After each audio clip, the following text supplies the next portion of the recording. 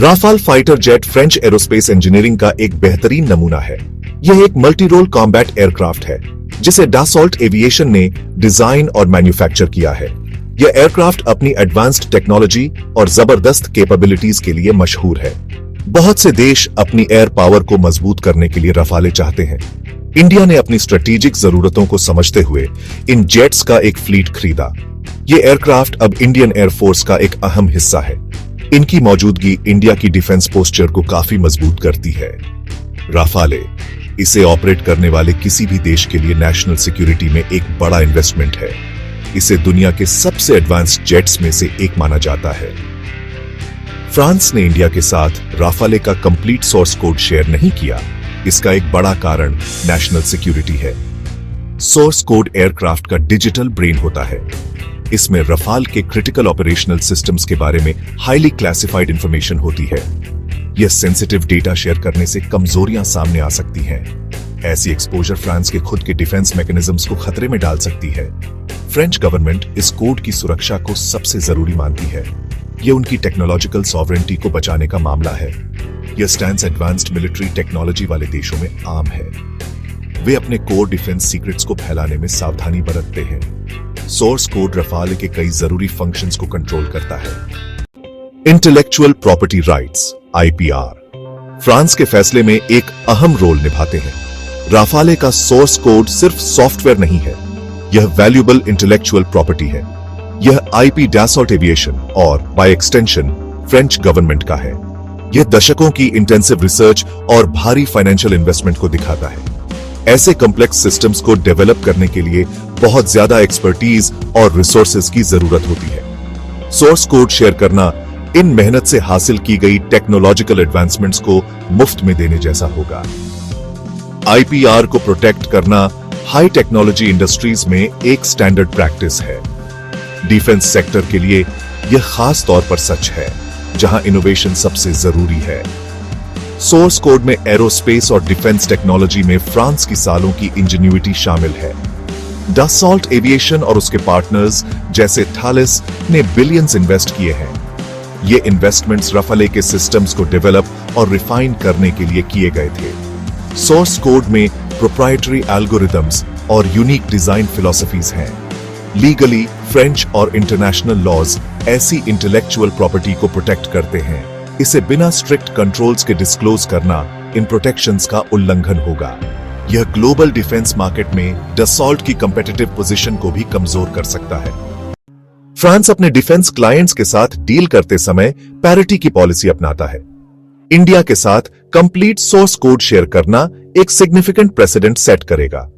दूसरे देश जिन्होंने रफाले खरीदा है या खरीद सकते हैं, वे भी सिमिलर एक्सेस की मांग करेंगे। इन कस्टमर्स में इजिप्ट, कतार और यूनाइटेड अरब एमिरेट्स जैसे देश शामिल हैं।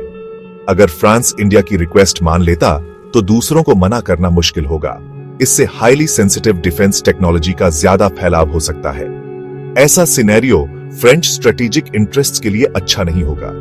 यह उनके एक्सपोर्ट कंट्रोल रिजीम की इफेक्टिवनेस को कमजोर कर सकता है। राफाल के सोर्स कोड के वाइड स्प्रेड डिस्ट्रीब्यूशन में कुछ स्वाभाविक जोखिम है। इससे टेक्नोलॉजी के जियोपॉलिटिकल दुश्मनों के हाथों में पड़ने की चांसेस बढ़ जाती है। स्ट्रिक्ट एग्रीमेंट्स के बावजूद कोड रखने वाली हर एडिशनल पार्टी के साथ लीक्स या रिवर्स इंजीनियरिंग का रिस्क भी आ जाता है। यह न सिर्फ राफाले की ऑपरेशनल सिक्योरिटी बल्कि फ्रांस की अपनी नेशनल सिक्योरिटी को भी खतरे में डाल सकता है। इसलिए फुल सोर्स कोड शेयर न करने की कंसिस्टेंट पॉलिसी बनाए रखना एक प्रोटेक्टिव मेजर है। यह फ्रांस को अपनी सबसे एडवांस्ड डिफेंस टेक्नोलॉजीज के फैलाव को मैनेज करने में मदद करता है। यह कंसिस्टेंसी उसके इंटरनेशनल डिफेंस पार्टनरशिप्स के लिए जरूरी है। नेशनल और इंटरनेशनल लीगल फ्रेमवर्क्स भी ऐसे ट्रांसफर्स को गवर्न करते हैं। फ्रांस सहित ज्यादातर टेक्नोलॉजिकली एडवांस्ड देशों में डिफेंस एक्सपोर्ट रेगुलेशंस बहुत स्ट्रिक्ट हैं। ये कानून सेंसिटिव मिलिट्री टेक्नोलॉजी, खासकर सोर्स कोड जैसे क्रिटिकल सॉफ्टवेयर के ट्रांसफर को रोकते हैं। रफाले डील के लिए फ्रांस और इंडिया के बीच मौजूदा एग्रीमेंट्स में टेक्नोलॉजी ट्रांसफर की सीमा बताई गई होगी। इन एग्रीमेंट्स पर केयरफुली बातचीत की जाती है। ये इंडिया की जरूरतों और फ्रांस की अपनी कोर टेक्नोलॉजीज को प्रोटेक्ट करने की ऑब्लिगेशंस के बीच बैलेंस बनाते हैं। किसी भी डिविएशन के लिए सिग्निफिकेंट लीगल और पॉलिसी रीअसेसमेंट्स की जरूरत होगी। ये लीगल कंस्ट्रेंट्स बाइंडिंग हैं और इन पर केयरफुली विचार किया जाता है। फुल सोर्स कोड न देने के बावजूद फ्रांस ने इंडिया के साथ कुछ टेक्निकल इंफॉर्मेशन शेयर की है। इसमें जरूरी मेंटेनेंस डॉक्यूमेंटेशन और इंटरफेस डिटेल्स शामिल है। ऐसी इंफॉर्मेशन इंडियन एयरफोर्स को राफाले फ्लीट को इफेक्टिवली ऑपरेट और मेंटेन करने में मदद करती है। राफाल डील के ऑफसेट क्लॉज के तहत कुछ डिफेंस प्रोडक्शन का काम इंडियन एंटिटीज के साथ भी किया जा रहा है। इसमें हिंदुस्तान एरोनॉटिक्स लिमिटेड HAL और defence research and development organisation DRDO के साथ कोलैबोरेशन शामिल है। लेकिन यह कोऑपरेशन कोर सॉफ्टवेयर आर्किटेक्चर तक एक्सेस देने से अलग है। यह ऑपरेशनल नो हाउ तो देता है, लेकिन इंडिपेंडेंट डीप मॉडिफिकेशन की चाबी नहीं। इंडिया के पास राफेल का सोर्स कोड मांगने के मजबूत कारण है। इंडिजिनसली डेवलप किए गए वेपन्स और सिस्टम्स को इंटीग्रेट करने के लिए एक्सेस को बहुत जरूरी माना जाता है। इसमें एस्ट्रा MK1 और smart anti airfield weapon SAADU जैसी मिसाइल्स शामिल हैं। यह इंडियन मेड रेडार्स और एवियोनिक्स से भी जुड़ा है। सोर्स कोड होने से इंडियन साइंटिस्ट्स और इंजीनियर्स इन इंटीग्रेशंस को आसानी से कर पाएंगे और बड़े पैमाने पर देखें तो यह इंडिया के आत्मनिर्भर भारत या डिफेंस में सेल्फ रिलायंस के स्ट्रेटेजिक गोल के साथ मिलता है। इंडिया जैसे देश के लिए ऑपरेशनल ऑटोनॉमी सबसे ज्यादा जरूरी है। इससे इंडियन एयरफोर्स की स्पेसिफिक जरूरतों के हिसाब से तेजी से अपग्रेड्स और कस्टमाइजेशन हो सकेगा। सोर्स कोड न मिलने के ठोस इंपैक्ट्स हैं।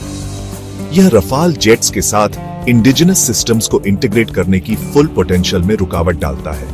इंडियन एयरफोर्स को किसी भी नए वेपन इंटीग्रेशन या सिग्निफिकेंट सॉफ्टवेयर अपग्रेड्स के लिए दसॉल्ट एविएशन पर निर्भर रहना पड़ता है। इस प्रोसेस से देरी हो सकती है और कॉस्ट्स भी आ सकते हैं। इसका यह भी मतलब है कि इंडिया का अपने क्रिटिकल मिलिट्री एसेट्स पर कंट्रोल कुछ हद तक एक फॉरेन पार्टनर पर डिपेंडेंट रहता है।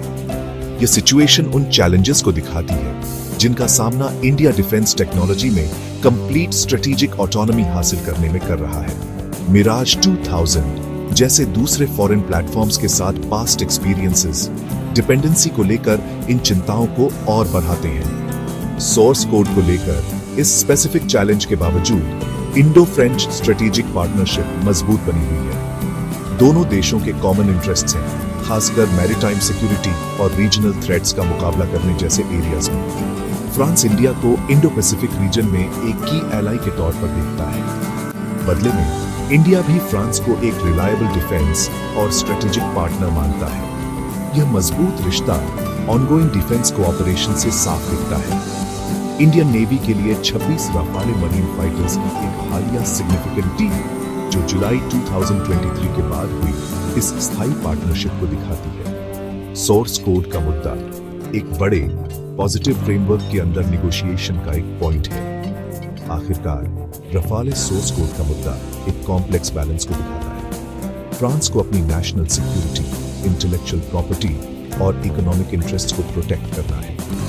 इंडिया अपनी आर्म्ड फोर्सेस के लिए ज्यादा सेल्फ रिलायंस और ऑपरेशनल फ्लेक्सिबिलिटी चाहता है। निगोशिएशंस जारी है, जैसा कि मई 2025 के आसपास की रिपोर्ट्स में बताया गया है। एक्सपर्ट्स कुछ बीच के रास्ते, मिडिल पैथ सॉल्यूशंस सुझाते हैं। इनमें स्पेसिफिक प्रोजेक्ट्स के लिए फेस्ड कोड शेयरिंग या कंट्रोल्ड एनवायरनमेंट्स में कोलैबोरेटिव वर्क शामिल हो सकता है।